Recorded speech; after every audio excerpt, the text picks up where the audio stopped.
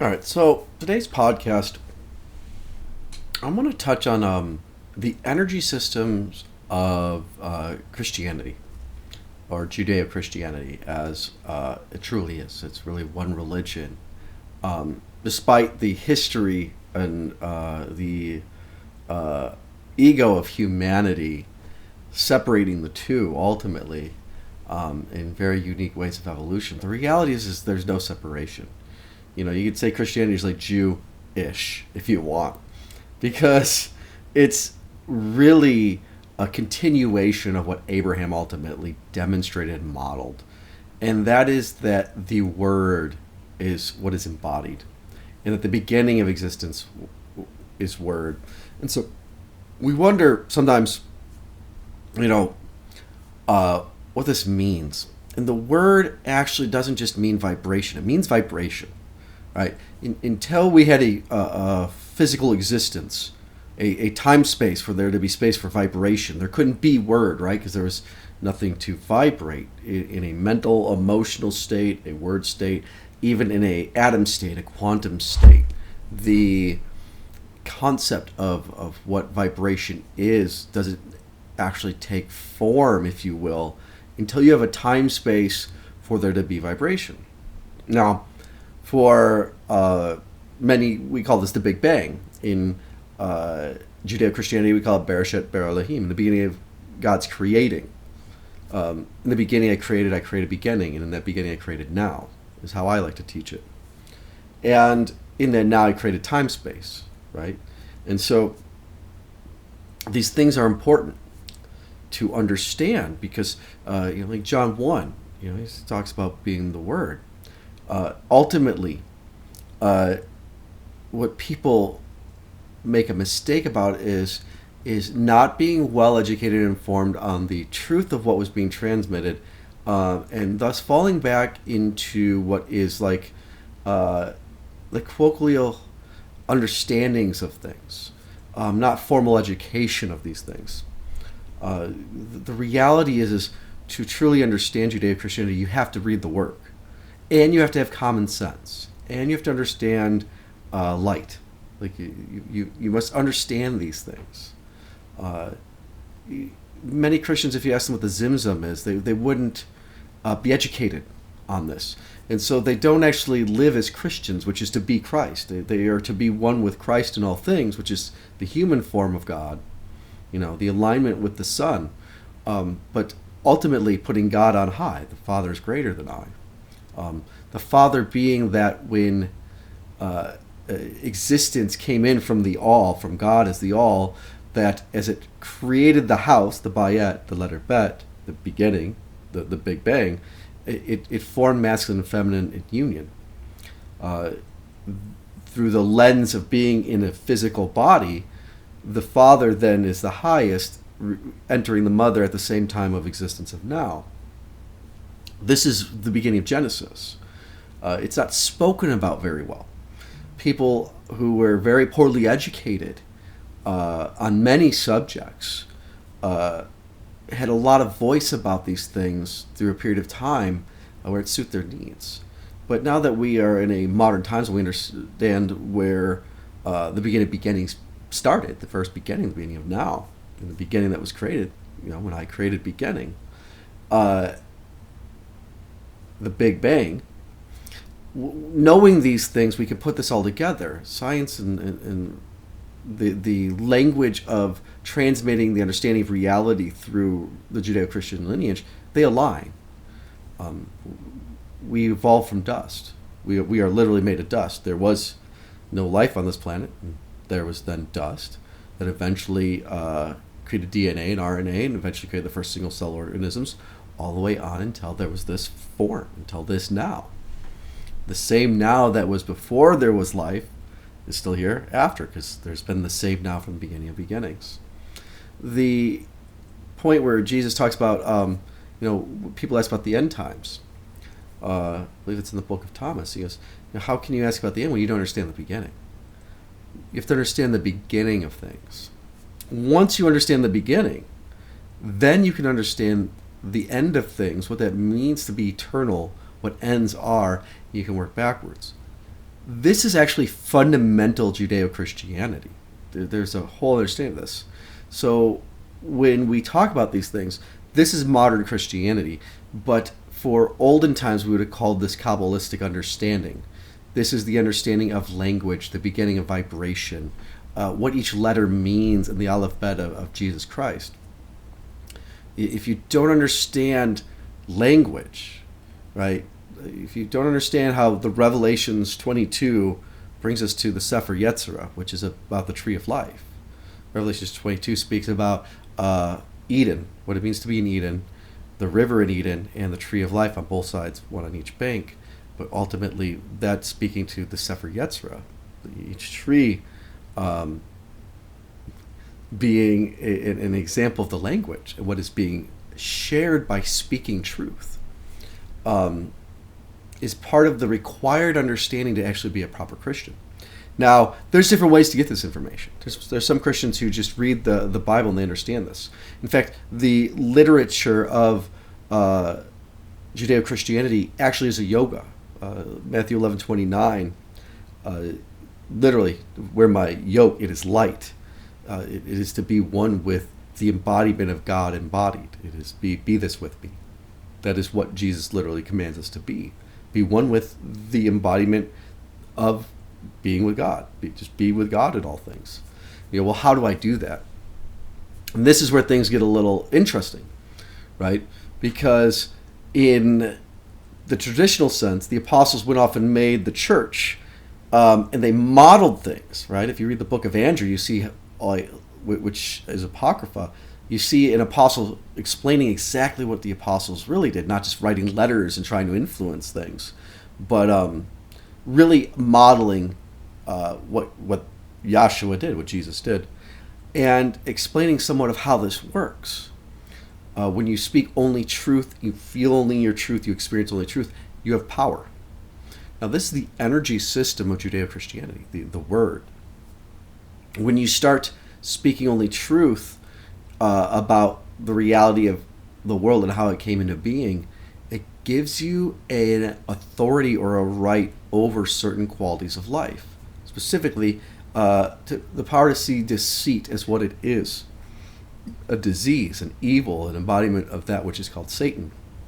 So lying is a worship of evil if you're Judeo-Christian. So if you're ever lying, if you ever find yourself lying, if you're Judeo-Christian at least, you are Satan worshiping. That is one of the forms of Satan worship that is described in the Bible. The Ten Commandments would say stuff like, thou shalt not bear false witness.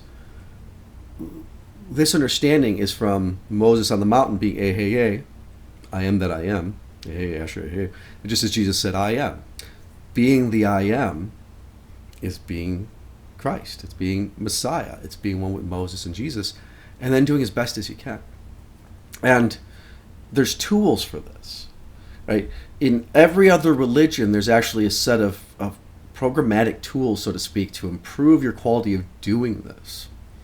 In Judeo-Christianity, there's actually a whole tool set that has not been taught.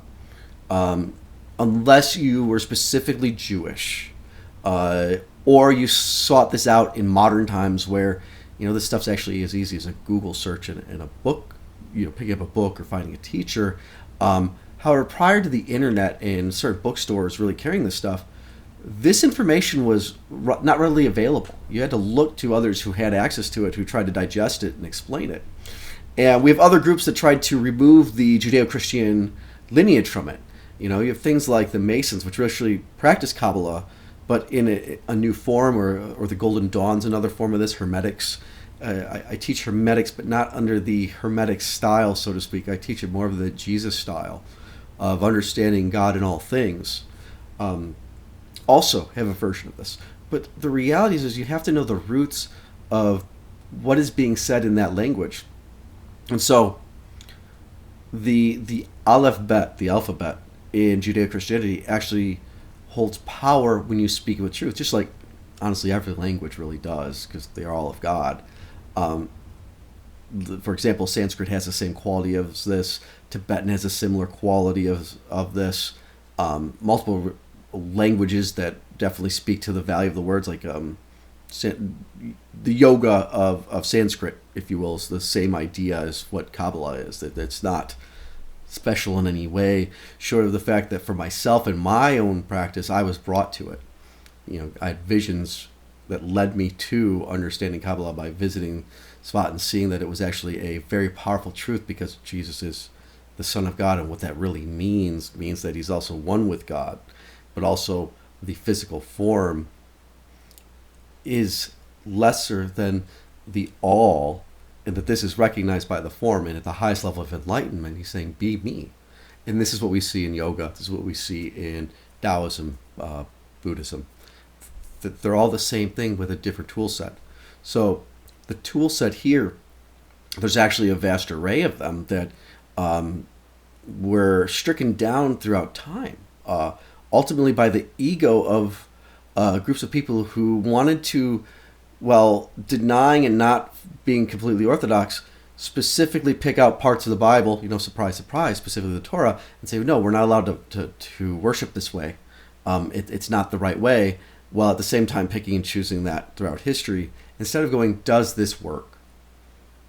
And the reality is it works. If you read the Sefer Yetzirah and you learn the Aleph Bet, when you read the Torah again, you actually see the Word of God, and you can see the imperfections of man within it. It also opens up the energy system of it, the Catheric light. There's other energies related to this, but the Catheric light is one of the things that is very clear. It's the light of God coming through that you start experiencing, and it starts coming through your words. It starts coming through your being. It starts coming through your life. When you read the New Testament, the book of Thomas, book of Andrew, touch on each of the apostles, even pseudonymous writings of them, then you get to Revelation 22, written by John, obviously, and you realize that we're actually at the end. Revelations has already passed, because we have this information where in the Tree of Life, we go back to the Sefer Yetzirah, and then we can reread the Torah with new eyes. We open up the Ark. When we open up the Ark, we can really see Genesis as an enlightenment tool when we can read it from modern times. It's very easy then to see the Big Bang within it. The speaking to the waters isn't water as we think of it. It's flowing qualities of the early essence of before there was any now, before there was a beginning, as well as after, and the early things that were there as a way of describing this to early humankind forward in time. When we understand the Big Bang, which is an epiphany, once you learn it, it is an epiphany-like aspect of trying to understand, and then it kind of like goes on. It's the first thing that caused anything. It was the first cause. It was the first now. It was the first femtosecond. It was the first quantum multidimensional reality coming into space. It was the first dimension, if you call it dimensionality, or it was all dimensionality coming in. Like it has so many cool things that we can actually experience, because it's still being experienced now. It's the same now, just expanded. That it gives us a power. It gives us a power of being centered with reality, that we can actually develop strong senses of knowing our morality and ethics, as well as a foundation of joy, bliss, and happiness against that which would try to take it from us or take our light. The other tools, Abulafia was a great Kabbalist. Isaac Luria was another one. Abulafia had the wheels, so this is a little bit easier to use if you are a Hebrew Aramaic speaker. They align the letters in specific wheels so you could practice permuting the letters, going back and forth between letters to train the brain to see the interconnection between every letter and every meaning of each letter. So in this system, each letter, Aleph being A, being air, and being one, all have meaning, right? And so you would take that with Bet. Bet is the beginning of beginnings. It's Bayet, it's the house, it's the number 2. And these almost like algebraic-like qualities that are defined within the language then takes on a deeper sense of consciousness, because when you're speaking multidimensionally. In English, we do this with algebra. We actually define these things. We would say A is for air, and then we could say A is air. The sound ah, ha, all related to air,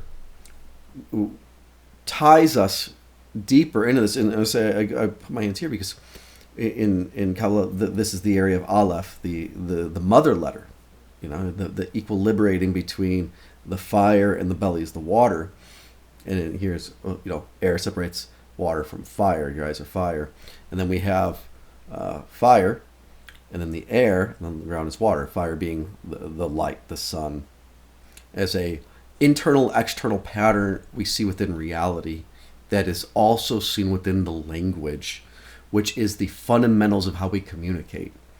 And so Sefer Yetzirah, God made existence out of letter, number, and communication. Another way of saying vibration, by the way. Another way of saying the word. And this understanding is universal.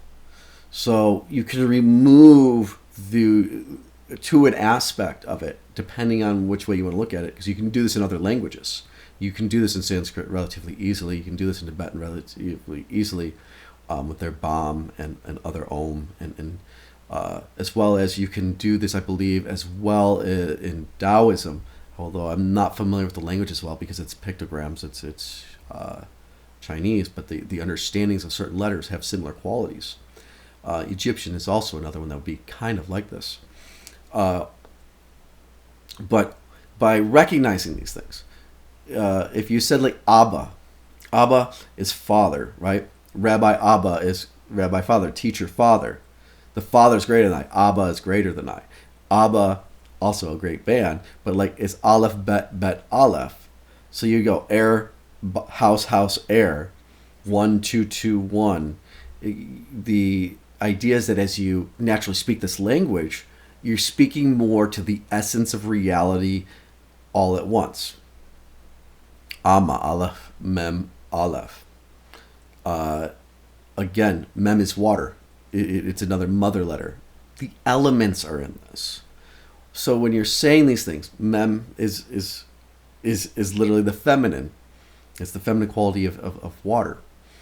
Aleph is the air that's equilibrating. Shin is considered more masculine. There's these cool little winks to the all-being God within the whole language. And then within the language further, you have Mem, which is water, and you have Mem Sophit, which is earth, because it's the solid earth. It's the end. It's when the liquids became solid, so to speak. And so, literally in Judeo-Christianity, when you know this, these are the keys, right, that the pharaohs didn't use, but these are the keys. I'm God, you're God, we're all God, right? Everything is God. There's the air of God, the water of God, the fire of God, the earth of God. But it's your ability to be the I am of God that gives you the energy and the power and the essence to be with Yahshua in all things. And to be Yahshua, to be Messiah. It develops your Messiah qualities. This is where the ability to heal energy works. This is the ability to enlighten others comes from. These energetic systems and these tools, they're vital. They're vital. Without this, much of the religions are cargo cult qualities. Not saying that you don't get a basics for healthy development of society over a period of time, depending on where you want to look.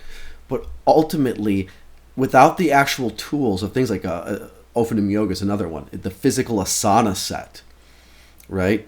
The permutations of the letters, which is going through like a mantra of the letters, like I spoke to earlier. These tools train the mind and body to be at peace through the challenges of life, as well as bring senses of bliss, joy, as well as the ability to move in clear energy, much like we experience with Chi or Kundalini or Prana or the other energy systems out there. And Tumo, the fire, there's all these different ways of experiencing these energy systems that are not spoken about in Judeo-Christianity. And it was when I met God and was like, well, okay, now that I know God is real and it's experiential, and I wasn't looking, what else have I been lied to? What else do I not know? This just seems bizarre to me that so many people are like, well, what if God is real? It's like, well, no, God I experience. It's real. I have met God. There's no question of God. So the thought that there's even a question is bizarre. And then when you get into the religions, the thought that it's separate is bizarre. There actually isn't a part in religion where God is separate from the creation. It's actually in the language, right? When you speak, you're speaking the word. You're speaking God. And what's interesting is as you talk to other people in different religions, you find out this is almost universal between all the ways of experiencing God through all the religions. It's like the Tower of Babel separated all the religions, all the languages across the world, but they're saying the same thing. And this is where we get back to like the grand unification of things, because it's all just different humans manifest on a ball, explaining the same experience in different ways to each other with different tools, and not recognizing, very oddly, by the way, extremely oddly, that it's all one universal religion being explained with different languages from different points, from different experiences over different time periods. The second there was a TV or a radio station, or really even books or writing, they should have immediately said, well, then these are all talking about the same thing. And the fact that we didn't is beyond bizarre, actually. Like, if you really look at it, it'd be like everybody having chapters to a book and meeting and seeing the book all goes together from the same author, right? And their pages are numbered and lettered, and you can see where like other people maybe filled in a little bit of stuff, but it's in a different color. And saying, no, my chapter of the book's the whole book. It's truly odd, right? Going back to the original lineage I'm discussing, Jesus obviously, lived it. He just lived it. His apostles went on and made a church. He just lived it. Just be me is all he wanted. Just be love and be me. And each one of his apostles, they did great, wonderful, good things in this world. They were imperfect. They each had their own things. Paul was kind of a bigot. There were still some old leftover remnants of the previous teachings. And that doesn't mean he was a bad person. He just didn't know the world was round, right? Jesus' teachings fit a round world. The previous teachings don't. They have limiting qualities of a being sharing this who at the time was the prophet and explaining as best as they could. But you see even at the end, Moses really gets to the point where God goes, you see all this? You're not going to get to see all this. And God was once speaking directly through Moses as the I Am, and kind of stepped away from that because Moses kind of, in the end of the Torah, in Deuteronomy, really kind of takes the people, and he forever almost separates them in word. He kind of insulates them. And kind of says, look, when you're smart enough, you'll get this because the next prophet will explain this better. And that prophet will be eternal. It'll explain the eternality and why the world is round, so to speak. But until then, I'm kind of closing you guys off for this closed system. And the fact is that anyone who can explain the world is round at this point breaks open a lot of this stuff. Anytime any prophet that's been eternal, and there's been multiple prophets in multiple religions that are eternal. Taoism is a religion of eternality. All of them are ultimately, because this fruit will fall away, but my soul is eternal and it's experienced. Like we experience this once we see everything as God, we see the eternality. Jesus even calls it a carcass, but I wonder if that's really the right way he termed it, or if that was the real meaning behind it, because it's alive, it's not dead. Although, depending on how you look at death and life, you must be born again, which means to die to the life that is separate when you're little, if you're not raised right, to the life where you're always with God, and that is a very challenging thing because there's rules to it, right? When you get here to this level, you have to be infinitely loving, free, and true to each thing. You have to listen inside to the Lord, which is God, in all things, which is the universe, the Tao, the Tai Chi, the Atman, the union of the Trimurti, all the Shiva and Shakti in union, until you're just in oneness, no matter what religion you say, right? Because God's what made all religions, commonsensically. That's the obvious nature of this, is once you see God, Rumi, it's really one of the greatest poets, or it might have been Hafiz, was When saying that I can no longer be a Jew or a Gentile or a Muslim. I can't even be really a scientist myself. I mean, I am, or a philosopher, because I know God. I know love. I know love. Once I know love, and I understand the love of God has gifted us all of these things, who am I to disagree, so to speak? And this is where a lot of modern people are really lost, because they don't understand that they're tools. Well, one, the vast majority of people who think that going to church makes them what is Christian, and while the ritual does have an energy to it, and a clearing quality to it, and an enlightenment to it, these people haven't read the Bible, and you have to have your own mind or it doesn't work. Like, literally, it doesn't work. You've got to understand that the church has a presentation that is so simplistic. It's so that everyone can have access to it, right? It's a form of support and help from God that is for a large, wide range of people who may or may never even read the Bible. But the reality is you have to read the Bible and understand it. You have to go through if you're a Judeo-Christian, you would go through the New Testament, Revelations 22, the Sefer Yetzirah, and then the Torah, in what I would say is the most ideal way to pick it up the best, while doing the Ofanim Yoga, the physical asana sets. So you understand what was really understood by the apostles and Jesus of the era. They would have understood this naturally, because it would have been what was called their psycholinguistics.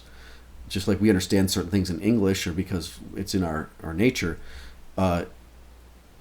you have to know these things for the energy to open up of the religion, of the explanation, of the tools of understanding that Jesus is God embodied, and what that truly means. And it's lived, it's experienced. This isn't like, I just believe these things. They eventually become something experiential. And even if you have yet to experience God, as many have, these tools will lead you to the point where you are experiencing God, and then if there's no doubt, then faith and belief becomes what God actually does, knowing God, right? It's the limits of the human mind's understanding of the truth and seeing how it all fits together. And so I share this today because this is near and dear to my heart.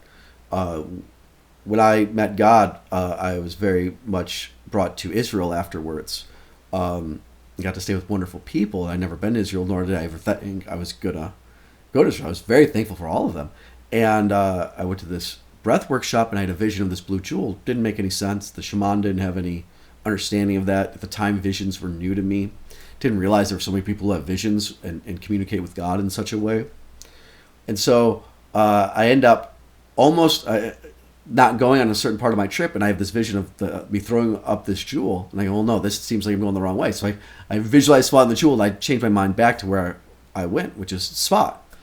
And I had a magical time there where I learned about the Kabbalistic understanding of the Sfirot, it's Chaim, Adam Kadmon, which is, for a Judeo-Christian like me, Jesus embodied. Literally, they just don't want to say Jesus because they kind of don't want to let somebody own it, so to speak, or they think that the person who's going to own it is in the future. And to their credit, honestly, once you really dig deep into it, what you get to is it has to be the person who finishes the job of everybody becoming enlightened and experiencing God. That's ultimately what it is. Get everybody from one side to the next. So the person who gets it done gets the credit. But retroactively, because that person's one through all time and space, because they're one with God, because they're causal and acausal, that person already exists, and therefore everyone is Messiah on some level, and therefore Jesus is Messiah. And therefore Jesus owns it on some level. Now, even as Messiah myself, and that's what all Christians are, they're all to be Messiah, not in the I'm going to make you convert way, but in the I will be so much light and love without a religion.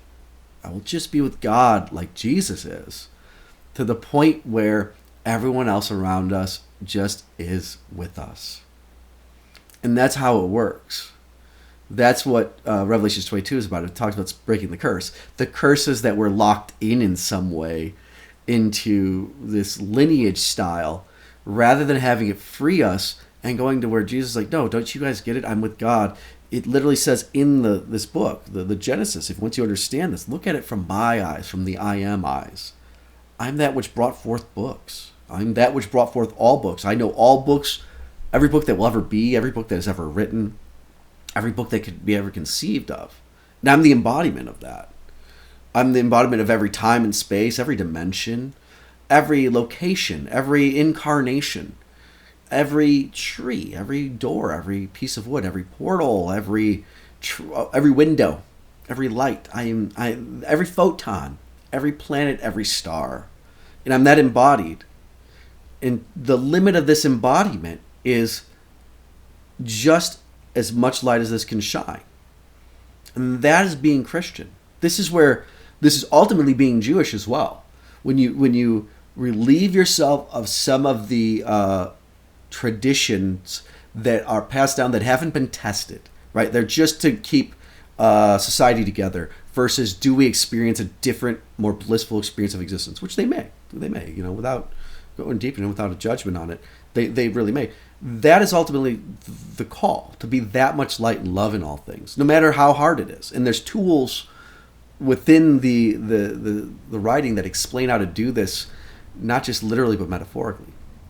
And so when we talk about people moving prana and moving chi and moving etheric light, and this affecting our health and our mind and our body, all this actually brings a healthy, moral, ethical mind and body that's actually beyond the religions. It's not just what's written.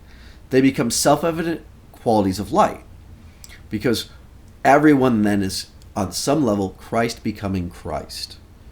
Everyone is. Or if you want, Moses being Moses, or Elijah being Elijah, or Isaac being Isaac. And if you get into like the Zohar, it explains the different ways of doing this, and the reading of it's a yoga that automatically makes it happen. You don't have to understand every part of it. You read it and you experience things, and it just starts to unfold in you. However, I'd start with this every answer. But as we do this, the rules become self-evident. You don't need the religion. This is where the curse breaks of religions. And you go, oh, if I see that whatever's showing up is less than Christ, right? And I'm mad. I may have emotions. I may be mad. I may be sad. I may be happy. I may be all these things. If I have my practice down, if I'm doing my qigong, let's say, we'll stay with the same lineage. Ophadim yoga. We'll do the Ophadim yoga. My rituals are solid, and I know my truth, and I'm with God in all things. Well, these things come up. I can let them pass through, and I can go, wow, I see you being less than what you truly are, Jesus. I see it. And I love you. So what I'm going to do is I'm going to love you through this while holding you accountable completely, because you have an accountability to reality, right? Like, I have to, because if I didn't hold you accountable, I wouldn't be loving. And I have to do this with love. So there's the challenge of like, how do I love you through this? And that's without the religion, without pointing at a book, but to be, how do I embody light and love all the way through as best I can? And the truth is, as we speak our truth into those moments, that's sometimes the best you can do. You could just say that. I see you. And you don't have to call him Jesus. You don't have to call him Christ or Messiah. Because you can project that upon them intentionally with love, but you can just call them their name. You're a little bit of God trying to be starlight shining. And I see where you're a little dirty and you're a little in the shadow. And we're going to polish that part right there and illuminate where your shadow is. And I'm going to love you and go, I hope you see this in yourself. And now that we've experienced this together, I'm not going to do anything but what's loving and right no matter what. Like, you're not going to move me, because I have a conscience and I feel good and I'm joyful and I'm blissful. And even if I'm imperfect at that, I'm cultivating that, so I'm more of that every day. And I won't lose that. And if I were to let you down by not being the same for you, being truthful, honest, and loving and freeing for you, I'm not really being myself. That's ultimately how the highest level of wisdom works. That's how healing works. Because when somebody lays on my table for healing, or is in one of my classes, or just I meet in life, and they're telling me where they're in less than harmony, or less than alignment, or less than light with God, they're telling me where their suffering is, where their pain is.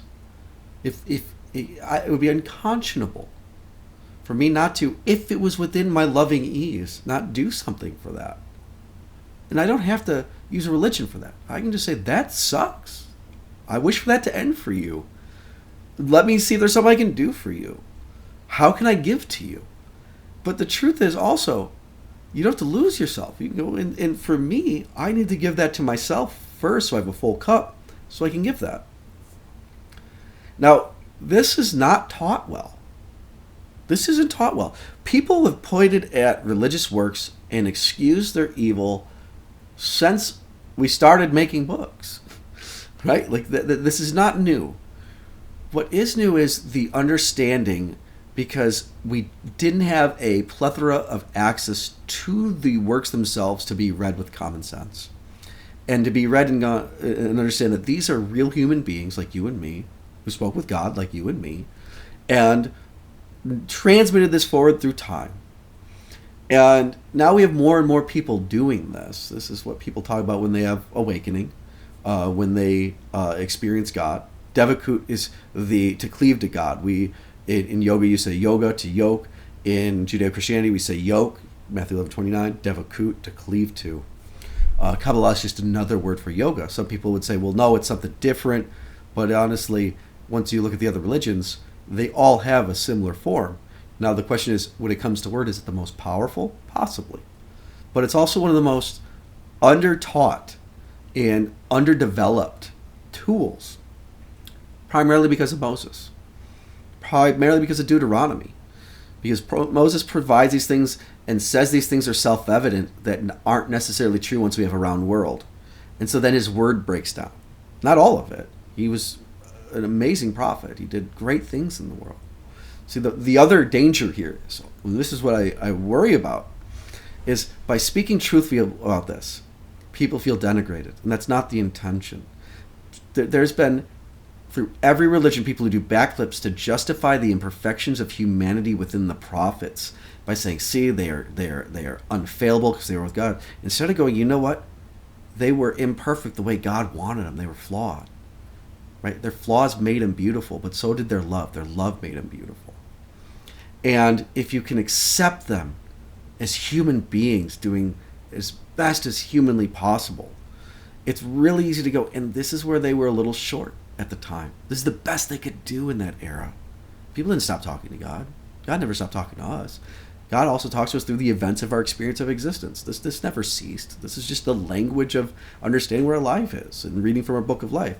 But if we can do this and look at their book of life and go, well, this is where this was right because it's self-evidently true. Right? Self-evidently true. You can see where the apostles were imperfect. You can see where Moses was imperfect. When you read about Matthew, Mark, Luke, and John, and you read about the Gospels of Jesus, within what he shared, there's less imperfections. There just is. You can look for the self-evident truth. This isn't the only work. Look at Lao Tzu, right? The Tao Te Ching. Another book that he's looking at God and love, and he's just calling it the Tao, the way, the living of the way, the I am way, the being one with God. But he doesn't have God in the same way. He has the universe. He doesn't define it. He thinks that defining it limits it. The Tao that can be spoken of is not the true Tao. It's like saying, it's the reason we say Hashem in Judaism. You could say Adonai, you could say Yod-Heh-Vav-Heh, right? We have people say it's Jehovah, it's Yehovah then, but it's Yod-Heh-Vav-Heh, and you must understand what it means to say, to witness God. We see God in all things, our hands, our food, our light. If we look at these different sects, and we take away all of that, which is not self-evident, and you look at only what's self-evident, and you test for this. You can test for this. This is real. This isn't testing God. I don't believe in you, God. I'm going to do wrong and see if you punish me. That's not what it is. It's like learning to walk as a child and testing your feet. It's testing the world as God has built it for us to explore. If you test this with the word of finding the truth of God as the all, as a universal, infinite, solid of reality, of which it is, and it's true within the word, not just within like the physical world, you can then build off of that. You can use science to get through it. You can get through different psychologies as humans' understanding of the universal, infinite love of God, and understanding that, you know, the smaller-minded things such as, well, why are there bad things? Like, for who? In what perspective? Out of how many generations? Are these bad things the same bad things over the past 1,000 years? Are all these things universally bad? is there good that comes out of these things? Once you get to this multiple dimensions of truth from each aspect of things, you get to what's called a non-dual state of understanding that it's perspective. It's the lens. I use the lens of infinite love in my teachings. The infinite lens of infinite love is to see everything in love. Even hate is a quality of love. Hate is really, I would love for that not to exist for myself or possibly for others or at all. Or it's another saying, I would love for God to not have made things that way. Right? It's not, people go, well, that's silly, right? But it's not. Once you look at it that way, it's easier to unlock what evil is and what people hold on to for their insecurities and move forward in the language that they share so they get a better quality of life. And that's funny. The thing that people don't quite get is this leads to a better quality of life. This is where people get lost and they're like, oh, I can't just do yoga and I can't just do Kabbalah and I can't just read the Bible and have my problems go away. Actually, a large chunk of your problems could actually go away. Really, like they do. They literally do. And a lot of things you think are sins are out of bounds. Doing something sinful has been given like, hey, I'm going to explain this in different this rule. But the reality is it's doing something not loving to someone or missing the mark, right, of being loving, intentionally or unintentionally. Usually unintentionally is the lesson when you first learn. Then intentionally is when something's really wrong and you need to work on yourself, right? Those are the real sins. So those are the things that we have to really stand up and go, did you speak the truth? Were you loving? Do I need a book to explain it to me? Or can I really look and go, wow, if you're Jesus and I'm Jesus, and we're able to be loving with each other as incarnations of God, and everything we do between us is love, we're okay. But where are we missing the mark somewhere? Are we treating somebody less than? Right? You know, for example, bigotry is Satan worshiping, right? It is to say something is wrong with the way God made this and I'm going to treat it differently. But because I'm Jesus, I'm actually doing something very sinful here because I'm treating somebody with sexism or racism or some other ism, right? These things, they're sins because they miss the mark of treating the other person with love. It's that easy, really. And once you can get better at this, it's still not easy. The guy goes, hey, you think you're good at loving? Don't worry, I'll throw you a curveball. I'll throw you a challenge. And you're going to sit down and you're going to have to do your prayer. Again, another tool. Prayer isn't sitting and asking God, hey, God, I need this. Could you help me with this? Prayer is give me the strength, help me grow stronger. But it's also silence. It's also repetition. Prayer is mantra. Prayer is sitting with the silence and listening to God. Prayer is letting your body relax and feel. People somehow think that mantras, different languages, aren't a prayer, or they're somehow a different prayer to a different way, when really, when God made everything, and you're doing it with love, all these tools work together. This is why some people really get lost in denigrating other religions when they're supposed to be loving them. They're supposed to just be love. And once you can do that, you can see that, well, God made those religions as well.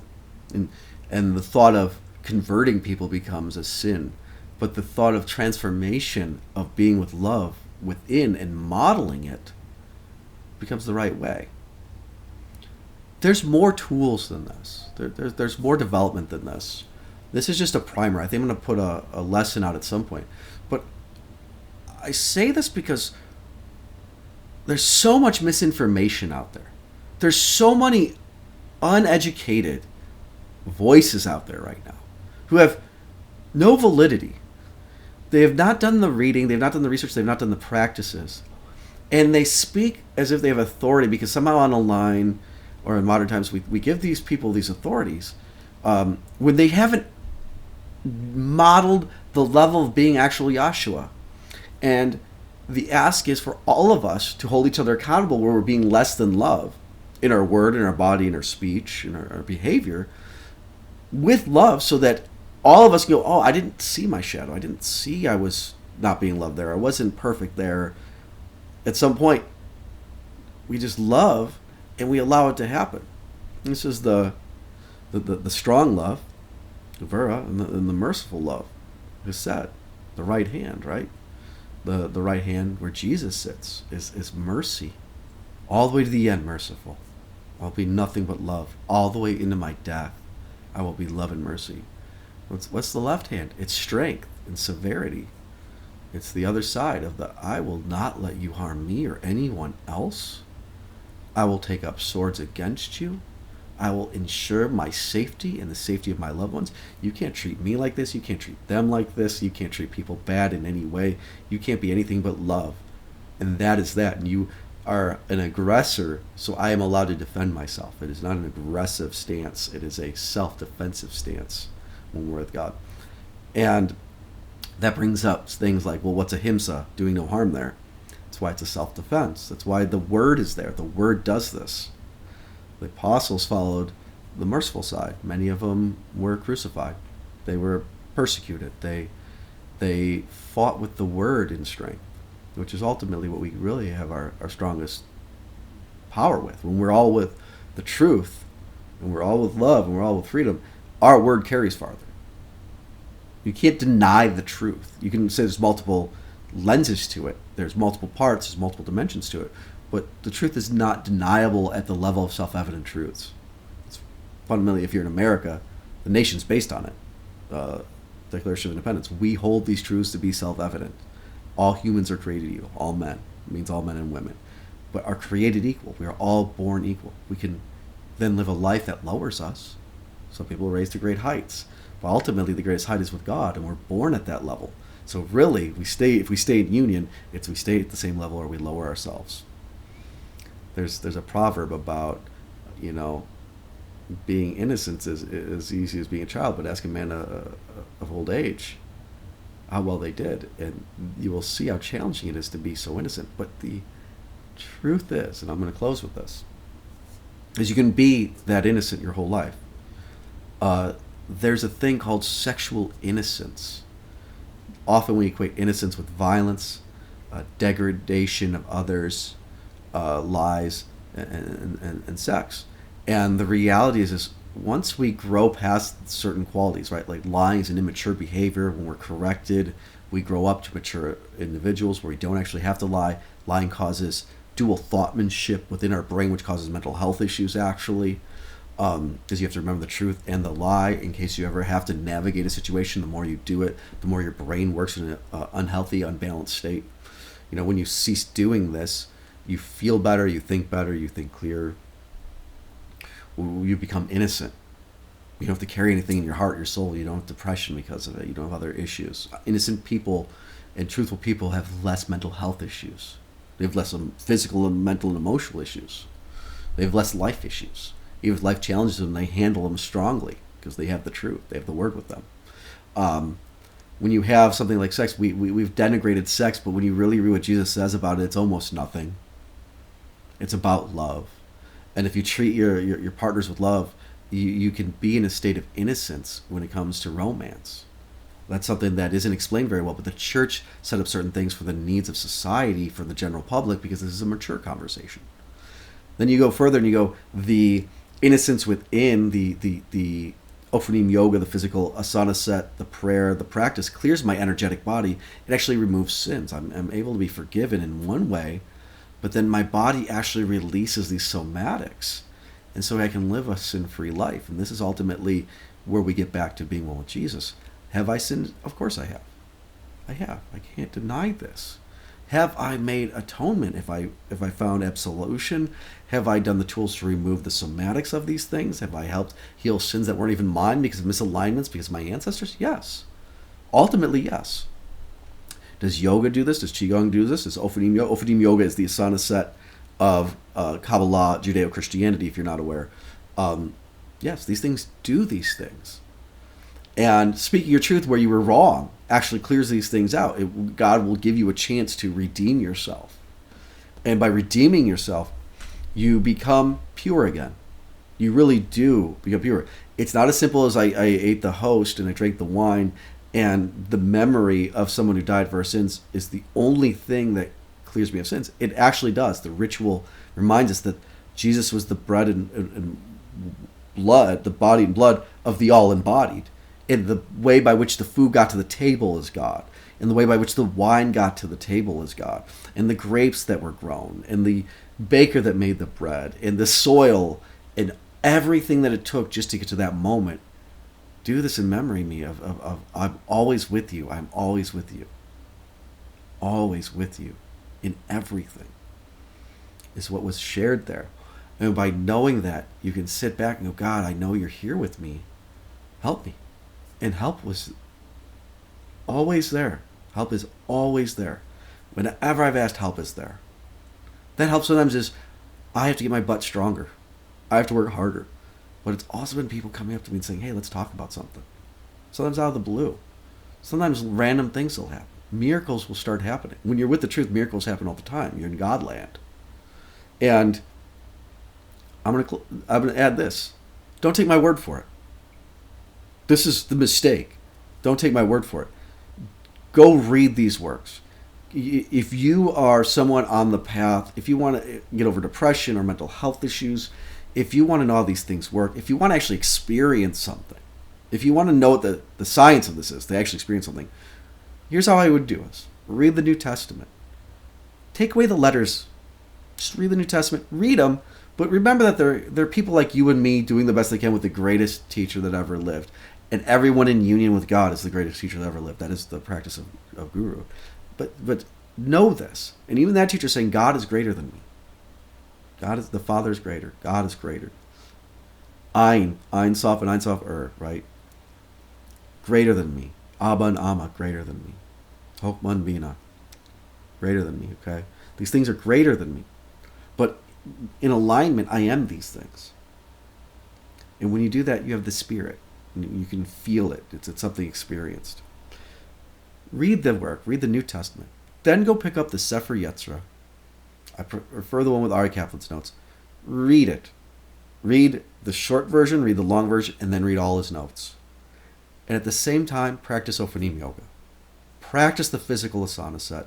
Then and only then, if you're from my lineage understanding, then go get a copy of the Torah, where it's in Hebrew and English, and look and sound out the letters, or at least look at all the letters, as if you were Jesus looking at the Torah as Jesus would have read it, and read the English. And then understand what the letters are, knowing what the Sefer Yetzirah says. Knowing this is what was common sense within the language. Common sense. Know that the Ophanim Yoga is the letters, the asana of the letters. Feel that you are God embodied. Like it is a practice. You will feel a change. And look at how your life shifts. Look at the events in your life. Don't just notice the energetic changes in your body or in the physical changes, because you will experience a physical change, you'll feel an emotional change, you'll feel a mental change. But then recognize what's really being said is that God is literally that which brought forth the ability to even write down a letter, the concept of letters, the transmittal of information. And you will start to see God within the work. When you see God in the work, you then can remove the human fingerprint. You then can start to really go beyond what it was originally handed down for those who are not yet of a maturity level to understand that level of conversation. It's that simple. And I don't want to hurt anyone's feelings. But there are people who have actually known this for a long time and have hidden this because they thought that it was something to be hidden. We don't put a light underneath the bushel. And it wasn't hidden in other religions. You can go and find Akashara Tantra on the syllables of Sanskrit that do the same tool. It's the same tool. But then the reading of it and looking at the letters is a yoga, because you connect with the lineage. You connect with the understanding of an era. You connect with a lineage of people who still to this day practice deep faith. And you see the value here. And I'll tell you what you get to. By the time you get back to the New Testament, by the time you get back to the Sanhedrin, you'll look at it as humanity and the collective humanity of good, and somebody who was embodying that which wasn't. Someone who had succumbed to evil, who didn't know it. They know not what they do means. They literally did not understand what they had succumbed to. Even Moses prophesied Jesus is coming. It's very clear. That's why Jesus rose. That's why Jesus was eternal. That's why Jesus showed us other eternals. There's other eternal people. There are eternals in this world.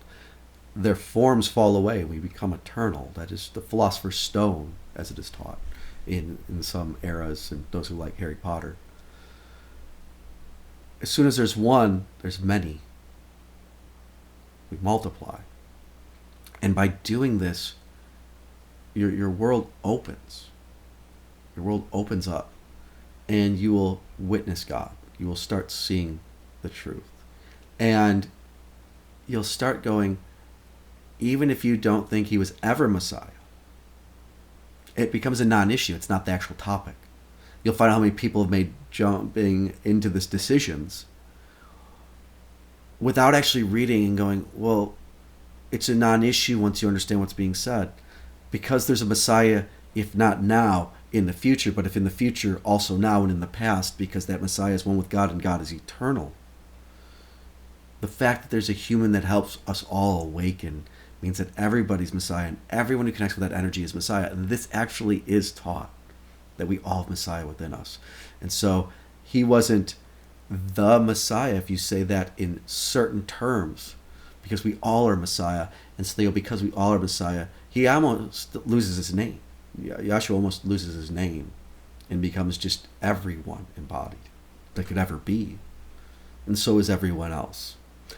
And that's where we get into interpenetration, multidimensional reality, the fractal-like nature of existence, and many of the more modern ways of saying quantum-like reality, but taught through an interweaved book and language set that gives us the yoga and the tantra. There's tantra in there as well, which is weaving. That is beyond what the written word says, which is it's a blind. So it's actually a blind. It's designed that if you get lost in the religion and you ever get lost in religiosity, that it won't open for you. And so I'm opening it for you. This is how we open it up. This is how the little scroll works. This is how the little scroll of the universal works. That God made all things. And so that is, I love you. You're beautiful. You're perfect. You're flawed. It's your love that makes you beautiful. So love yourself. Because when you love yourself, you don't just love yourself. You love yourself and you love me. And when you look at somebody, love them. Because when you love them, you don't just love them. You love them, you love yourself, you love me. And that's my word. That's the I am through me. There's no other way for me to share it. That's what God explained to me when I met God. And through that universal, every religion opens. Jesus opens. Messiahhood opens. Everybody can use that tool to go, well, then I can see what is not love within every religion as being the ego of the prophet of the era that must be transformed. Even try Jesus. Do it and remove all ego. And just go, that was just human within them. Because there had to be a human quality to them for them to be fundamentally here. And when you find the imperfections, you have to decide if they were things that were love or not love. Or if they were there, they just kind of wink at you and go, hey, the world's quite a wild place, isn't it? It's full of love. And there's so many different ways to explore it. And now good luck trying to judge everything. Don't judge unless you're ready to be judged. So judge me. Judge me. Go test me. Test my word. I don't mind it. I'm with God. I'm not perfect, but I love. And I'm happy to sit here and go and help others learn this. With that, I love you. Bye, bye, bye. Keep your practice up. And I hope this has been an enlightening experience, because I think that if you're somebody who is Judeo-Christian or even curious about it, and you read these works and you do a little bit of the practice, you will be blown away by the results in your life. And you will see things that you have no words for. You will have no words for it, because you will be in a world where people may not believe you, and you'll be afraid of being that truthful until that fear falls away, and you'll just be with God, and you'll realize that there's a world of people with you, and we all love you, and these things are very real. And have a beautiful, blessed day, and realize that these things are going to open up even further as I talk more. And you're going to find out, hey, guess what? You can do almost anything as long as it's with love. As long as it's love for both sides or every side involved, you can do it. And you'll be okay. And that's ultimately the light. And if you do that, the religions were just guidelines. Very good ones. Not perfect, but very good ones. That we should learn to keep our morals tied to collectively and shave away what was unloving, which had its own hidden little demon somewhere, or a big one, such as bigotry. Look for bigotry. God's not bigoted. God would never have a slave. God would not judge you for the way you were truly, honestly, and healthily made. That's how God made you. And you will start to pull away that which isn't love and that which isn't of God, that which got contaminated in man, as the challenge of transmitting this forward. And you will find out how powerful you are and how good you are and how much this will make you have a better job, a better love life, better partnerships, better soulmates, better times playing video games. You will feel the light and love in everything. And I can guarantee this. 100% guarantee it. Don't take my word for it. Go do it yourself. And if you ever get into a conversation with somebody, ask them if they've read those works. If they haven't, how can you actually have a conversation? Where could you even have the conversation when they don't even have the fundamental knowing? Challenge them. And then ask them to read it and see if they really were willing to put their money where their mouth is. And if they're living a life that's really, truly, honestly loving and blissful, they don't need to. But if they're not, maybe it's time to call them to presence and say, maybe you should really read and then see what humans have really done with this. Because I think we can all agree that we have definitely humaned up some things in the past. We're probably going to do it in the future. And in the future, we can human it up right. Because God, humans, just so amazing when you start realizing we're all God embodied. I love you. Bye. Take care.